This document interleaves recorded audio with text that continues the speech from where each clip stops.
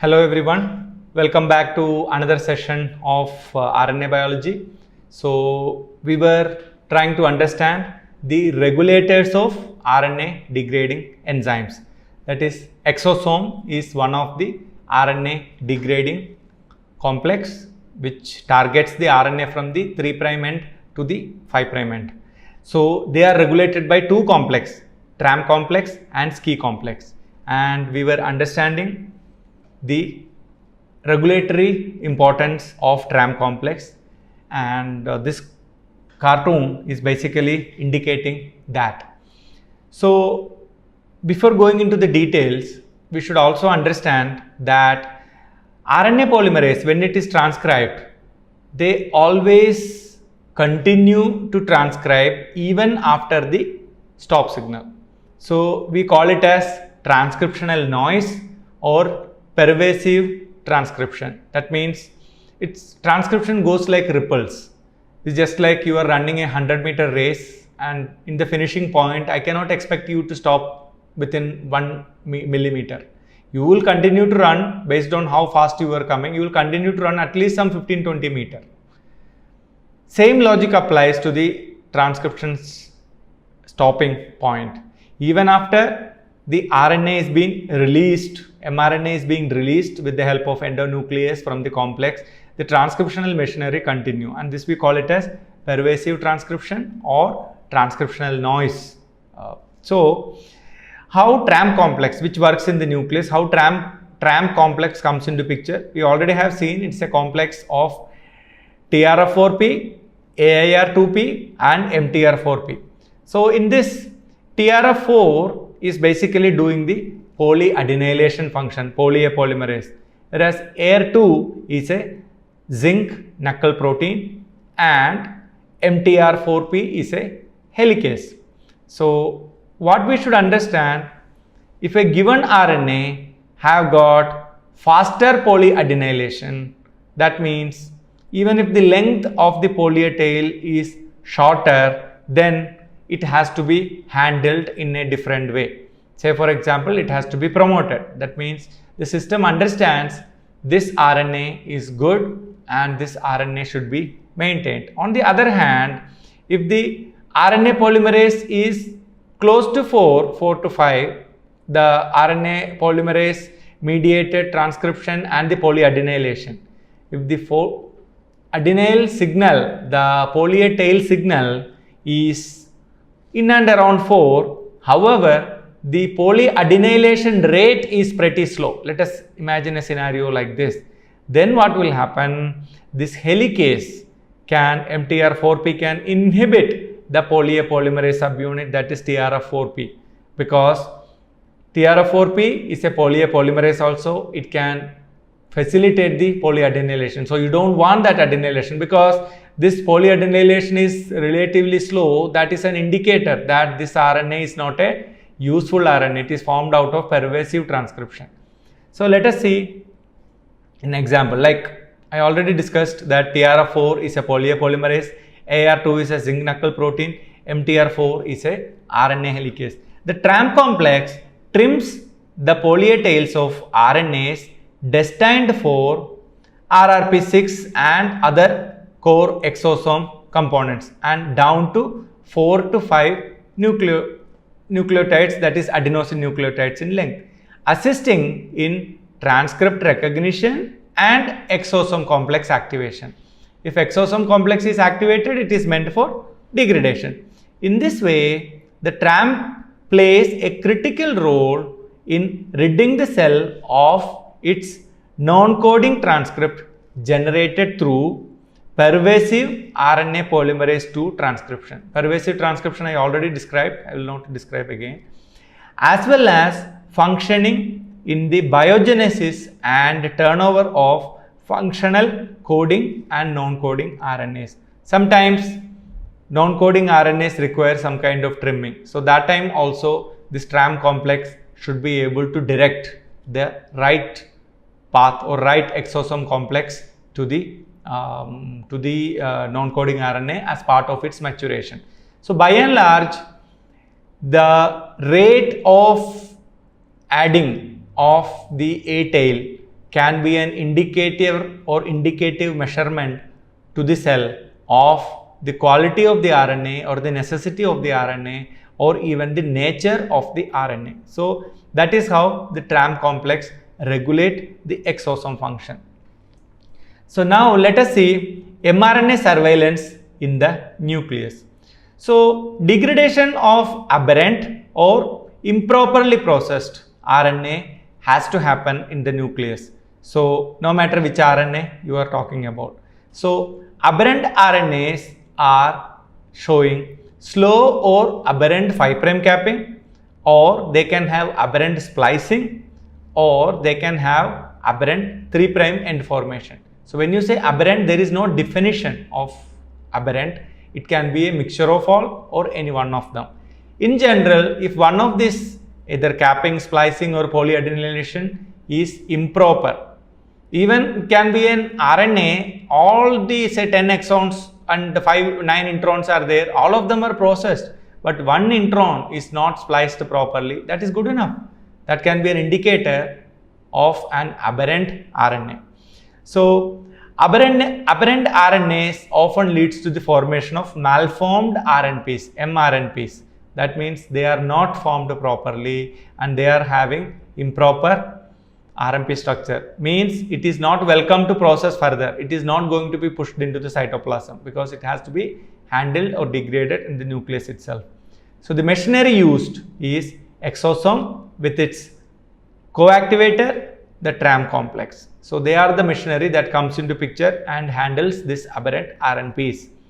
So mutation in the quality control system often leads to accumulation of various non-coding transcripts likely with important regulatory roles.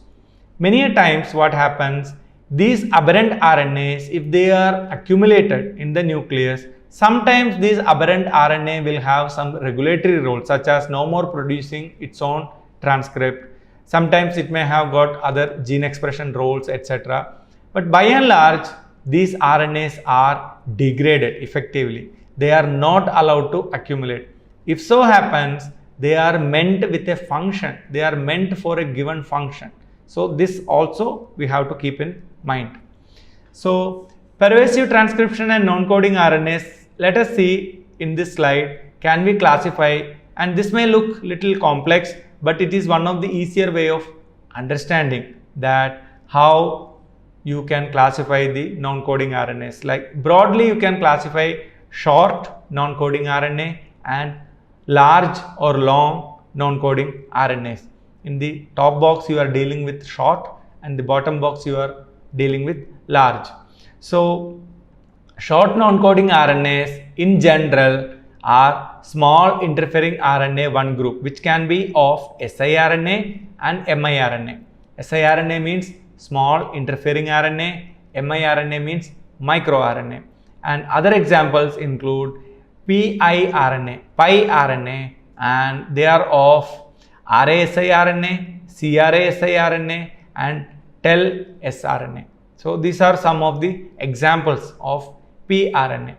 And small non-coding RNAs, we often call them as snRNA, and they are of few categories such as pLRNA, tasrRNA, pasrRNA, prompt RNA, tIRNA and tSSA-RNA. These are some of the examples of small interfering RNA and small non-coding RNA. Same way, large non-coding RNAs we have, and we usually refer to them as LNC-RNA, long non-coding, that is LNC stands for. And they are of LINC-RNA, eRNA and enhancer non-coding RNA and FANC-RNA or NAT, and their further groups are there PALR and TERA. So these are all different types of the long non-coding RNA are plenty. There are more than 500 different types, or maybe even some animals it is even high. Different number of non-coding around, it can go in even in thousands. But the functioning of each of them we do not understand fully. We know that there are plenty of non-coding RNA that exist, and whether what is the role they play, lot of research is still going on in the field of non-coding RNA. For example, Saccharomyces cerevisiae yeast, you have some examples of non-coding RNA, CUT, MUT, SUT, RS, SUT and XUT and TERA. These are some examples extensively studied in Saccharomyces cerevisiae. By showing this slide, you get some understanding, some idea about the different types of non-coding RNA apart from the coding RNA such as mRNAs. So these non-coding RNAs are essential in several developmental pathways and even in homeostasis, maintaining the steady state of a given cell. So we are not forgetting that ribosomal RNA and transfer RNA, which is also non-coding RNA, but they are kind of housekeeping RNAs. So these non-coding RNAs, long and short non-coding RNAs, are important in a tissue specific manner. Some tissues have some non-coding RNA which is unique to that tissue, and it is meant for regulating the gene expression in that tissue. So we can find plenty of examples of siRNA, miRNA and LNC RNA that are influencing the gene expression events in a variety of cells. Some examples we will see as and when we go in different topics. So mRNA surveillance in the cytosol is regulated we know it is regulated mainly by SCI complex, and there are some typical examples we have, that is the mRNA decay that happens, and we can classify them as nonsense mediated mRNA decay NMD and non-stop mRNA degradation NSD, no-go mRNA decay NGD. So what is nonsense mediated mRNA decay? It targets mRNAs that contain premature termination codon. You know, UAA, UAG, UGA. These are the 3 stop codons of the 64 codons, of which 3 of them can be anywhere. Of course, it has to be there towards the end of the coding sequence in any given mRNA, but it can form by RNA editing or simple mutation, etc. It can come anywhere. So premature, the premature word itself indicates it is not present in a place where it is supposed to be there. Say for example, if a protein has got 100 amino acids, so 100 codons should be perfect, 101 has to be a stop codon. This is what it infers. What if you are getting a stop codon at the place of 70? 71 amino acids onwards will be missing because 70th happened to be a stop codon. So this we call it as a premature stop codon. Stop codon came in a place where it is not supposed to be there. So it is an indicator, it is a warning sign. So cell is not having any use with that 70 amino acid long peptide. But don't forget, we saw some examples of RNA editing where the liver and intestine had apolipoprotein B with 2 different length. That is okay, that is with a purpose. Of course, in evolution, it would have evolved in such a way so that it gained a function. We have seen several examples. We can also see several such examples which is deliberately created. An alteration or an introduction of a premature stop codon is deliberately created and which is welcome for the functioning of that tissue. But that is not the case in every premature stop codon. In such situation, after the first round of translation, this mRNA must be marked for degradation. If it doesn't do so, the cell will keep accumulating more and more of this defective protein that can lead lot of complications to the survival of the cell itself. So after first round of translation, if there is a premature stop codon, the sensing mechanism should mark this RNA for degradation. So that is what nonsense mediated mRNA decay takes place. We will see them in detail. Then comes non-stop mRNA degradation. That means targets mRNAs that do not contain a stop codon. Earlier one was stop codon in an unwanted place. Now we are talking about stop codon in a RNA is missing. So that is called non-stop mRNA degradation. That means it is continuing all the way through the polyadenylation signal and it is now standing towards the tip of the RNA. So it is making lot of amino acid addition post the actual stop codon where it is supposed to be there. So this is another situation. And then comes no-go mRNA decay. That means targets those mRNAs that contain a stable secondary structure which inhibits translation. We all know RNA are capable of forming secondary structure. Sometimes the secondary structure can be formed such a way that the ribosomes are no more able to go further. It is just acting like a wall right in front of it. RNA has to be straight line. It has to be straight so that the smooth transition happens. It is just like you imagine a situation, you have taken a metal wire, electric copper wire or aluminum wire. It's a straight line, you can put your hand and smoothly you can push till the end to end, no problem. What if in the halfway through you made a bend and then you are trying to push your hand? So it will come and stop where the bend is there. It doesn't allow your hand to smoothly go through this metallic wire. Same logic applies. Same thing you can think about many things, like you take a rope and you make a knot, a fat knot. Then you are trying to, people use it. If you are using rock climbing, etc., you have a rope and in between you will put a knot in between, and so that you can happily put your leg or your toes in between the knot and you can climb. But if you want a smooth ride, say you are smoothly gliding down a rope. So in between wherever there is a knot in the rope, you cannot smoothly go. You will be stuck here and there, right? So that is called a no-go. No-go means going becomes difficult. So that is called no-go mRNA decay, called NGD. We will see them in detail. So let us revisit. One is nonsense mediated mRNA decay. That means stop codon came in an unwanted place, premature stop codon. Non-stop mRNA degradation means absence of stop codon. RNA is continuing to translate even after the intended place where the stop codon is supposed to be there. And no-go mRNA decay. RNA is perfectly fine, but some aberrant secondary structure is formed, and this is preventing the ribosome from moving smoothly downstream. So this is another situation. In all these three situations, the RNA must be marked for degradation. So how the regulation of mRNA decay happens? Let us see some examples. Ribonucleases can be regulated by post-translational modifications such as phosphorylation. We have seen it, like many proteins gets activated by phosphorylation. Many times the activated protein gets deactivated by phosphorylation. So we cannot say that phosphorylation activates something. So it depends which protein you are talking about. They can be positively or negatively influenced by phosphorylation, that is the exonucleases or ribonucleases. Protein factors can activate or repress the activity of ribonucleases. Not just phosphorylation, other proteins also can influence in a similar fashion. But most commonly, the regulation of mRNA stability is provided by regulatory elements present in the mRNA itself. So mRNA is a kind of a self-sufficient system. So the mRNA stability is kind of governed by the sequence and the secondary structure present within the mRNA itself.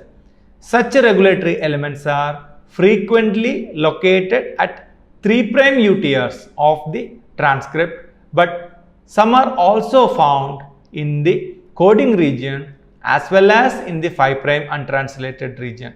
One example is AREs, that is basically AU-rich elements that are present in the UTRs. Many a times if they are present in the 3' untranslated region, they can influence the secondary structure and also the other proteins that is attached onto them, that can influence the ability of this RNA to stay stable or unstable.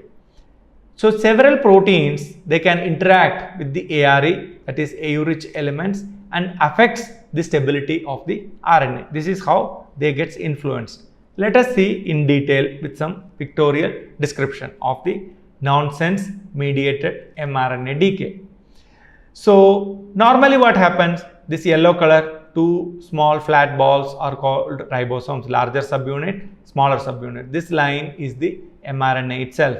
So each codons were there upstream, and this is towards the last codon, and this green color one is the newly formed protein peptide. So the last tRNA and the last amino acid is right here and it has completed, because next one is a stop codon.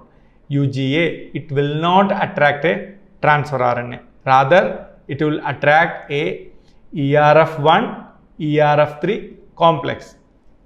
RF stands for release factor. So, release factor 1 and release factor 3 complex is supposed to enter into the ribosomal complex where the stop codon is there. And this is meant for disassembling the ribosome, peptide, tRNA and the mRNA. This has to be disassembled. Now, let us see a situation. If the proper termination in an mRNA, that means the stop codon is present in the place where it is supposed to be there, then we all know what is PABP, poly A binding protein.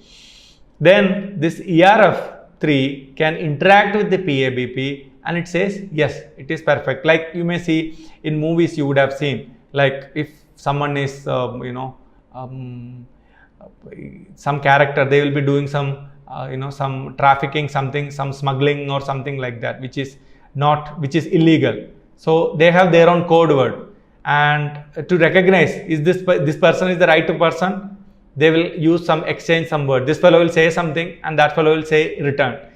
If it is a unknown person, that person will not be able to react appropriately. Or if you see normally you see in airport, if a visitor is coming, they will stand with a placard, Mr. So and so or Mrs. So and so, and you know your name. So looking at you, go to that person and tell that, oh okay, you are waiting for me, but that person need not know you. And of course a smart person will confirm it with your ID card, etc. Otherwise you can go to anyone. When you are coming from airport, you can randomly go to any person and tell I am so and so. If they are not talented enough, then they will not confirm it with you. A smart person will confirm, show your ID card, let me see. So in your ID card, they will know that okay, this is the person whom I am waiting for. Such an interaction happens between PABP and ERF. That is an indicator, yes, everything is fine. PABP is supposed to be in the place where it is there, and proper termination, and the mRNA persists. That means mRNA gets a life to live. It is not going to, no one is going to trouble it. Whereas, if the protein, instead of PABP, it encountered another protein, UPF1 instead of PABP, ERF3 recognized UPF1, which is supposed to be present in the exon-exon junction. We will see that more in detail, the mechanism. But remember, ERF3 is looking for PABP. PABP is not there. Instead, someone else is there. Another protein is there, UPF. This indicates, of course, disassembly, everything will happen. But this indicates a sign this particular RNA should be degraded, because the release factors could not encounter the PABP. So it undergoes NMD degradation, and so this is basically called nonsense mediated mRNA decay. So this RNA is marked for, that initially formed protein will be marked for degradation, because now it encountered a premature stop codon. Let us see the mechanism. Termination of translation leads to assembly of a complex that is composed of UPF1, SMG1 and release factors ERF1 and ERF3 on the mRNA. Usual case. If an exon junction complex called EJC, exon junction means exon-exon junction, EJC is left on mRNA, which is naturally, no mRNA usually is formed from one exon. Of course, exceptions are there, but usually at least 2 exons will be there. So if exon junction complex is left on the mRNA, because the transcript contained the premature stop codon. Exon junction complex means exon-exon joining sequence plus a protein bound onto the exon junction complex. Then the UPF1 comes into contact with the UPF2 and UPF3, and this triggers the phosphorylation of UPF1. If the termination codon is downstream or within about 50 nucleotides of the final exon junction complex, that means exon-exon junction is there and you are within 50 nucleotides of that complex, that junction, then the transcript is translated normally. However, if the termination codon is further than 50, that means away from 50 nucleotides, the upstream of any exon junction complex, then the transcript is downregulated by NMD. So what we should understand, this is not a foolproof mechanism. Stop codon can come anywhere, but if the exon junction complex is intact, then chances of having a change or a RNA mediated change, if DNA has got a mutation, naturally it will reflect no matter what. Even if makes 1 RNA, 2 RNA, 100 RNA, 1000 RNA, the mutation will persist. But if the RNA has undergone some damage, some change, then there is a good possibility that this RNA contains unwanted stuff. So what happens is, if the exon junction complex, that means exon-exon fusion plus the protein associated with, is staying intact, then chances of having a change or an editing within first 50 nucleotide is less. Even if it is there, it will not be. That means it will not be marked for degradation. That doesn't mean that is welcome. Any change, an unwanted stop codon is a problem. But if there is a change, that is a stop codon that occurred further to 50 base pair of this exon junction complex, then this will be, RNA will be marked for degradation. That is, NMD mediated degradation will happen. We will continue more in detail about this RNA decay in the cytoplasm in the next class. Thank you.